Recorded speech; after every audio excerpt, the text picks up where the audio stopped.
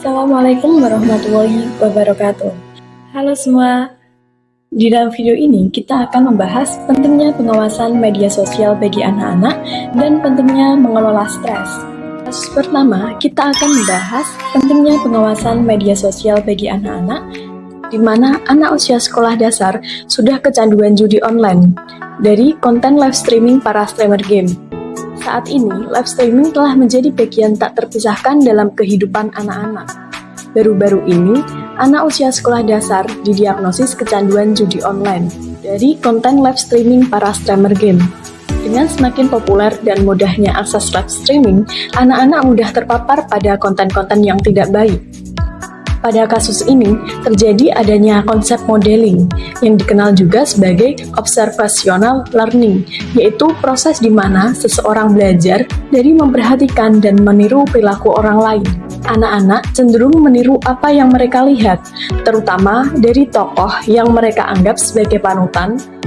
Judi online dapat menjadi bentuk dari perilaku melarikan diri, di mana anak-anak mencari pembebasan dari stres, tekanan, atau masalah emosional. Permainan judi online bisa menjadi cara untuk mengalihkan perhatian dari masalah. Dalam kasus ini juga ada konsep pembentukan kebiasaan, yaitu paparan berulang terhadap konten judi, dapat membentuk kebiasaan yang berbahaya pada anak usia dini. Anak-anak yang pada dasarnya adalah penerima informasi, dapat terpengaruh oleh para streamer yang terang-terangan mempromosikan aksi judi. Penting untuk melakukan evaluasi psikologis secara menyeluruh untuk memahami faktor-faktor yang mungkin berkontribusi pada kecanduan tersebut. Hal ini dapat melibatkan psikolog atau konselor untuk mengidentifikasi masalah emosional, perilaku, dan faktor lingkungan. Dampaknya pada anak.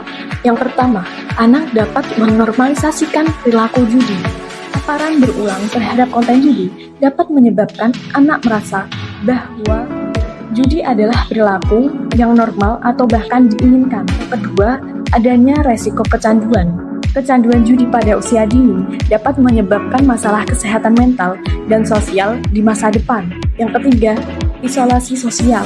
Keterlibatan berlebihan dalam permainan judi online dapat menyebabkan isolasi sosial, di mana anak lebih memilih berinteraksi dengan virtual daripada dengan teman sebaya atau anggota keluarga. Adapun strategi dan langkah-langkah dalam pencegahan hal tersebut. Yang pertama, pengawasan orang tua. Orang tua perlu lebih aktif dalam mengawasi konten online yang diakses anak-anak mereka. Kedua, kontrol akses online. Orang tua perlu memantau dan mengontrol akses anak-anak ke konten online seperti menggunakan filter keamanan. Yang ketiga, pendidikan kritis media. Mengajarkan anak-anak menjadi kritis terhadap konten online dan mengetahui dampak-dampak yang ada di media sosial. Jadi, penanganan kasus ini memerlukan pendekatan holistik yang melibatkan kerjasama antara keluarga, sekolah, pemerintah, dan masyarakat untuk menciptakan lingkungan yang aman dan mendukung bagi anak-anak. Pentingnya mengelola stres.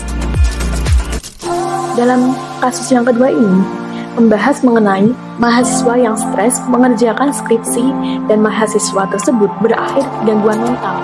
Stres mengerjakan skripsi adalah hal umum dan wajar. Namun, tekanan yang berlebihan jika tidak ditangani dengan baik dapat mengarah pada dampak serius pada perubahan perilaku dan kesehatan mental. Seorang mahasiswa yang mengalami stres berlebihan dalam menyelesaikan skripsinya akhirnya mengalami gangguan mental yang cukup serius dan mengamuk membuat rumah hancur berantakan. Stres yang dialami mahasiswa tersebut berujung pada gangguan mental, yaitu anxiety disorder.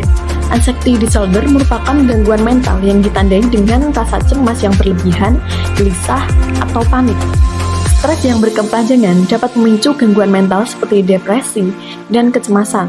Faktor-faktor seperti tekanan akademis, ekspektasi tinggi, dan kurangnya dukungan sosial dapat menjadi pemicu yang signifikan. Berikut cara yang dapat membantu mengatasi stres dengan coping yang efektif dan tetap produktif. Yang pertama, Selalu berpikiran positif. Pikiran positif adalah sikap mental yang mengharapkan hasil yang baik dan menghadapi situasi dengan optimisme. Pikiran positif dapat membantu mahasiswa untuk melihat sisi baik dari setiap situasi.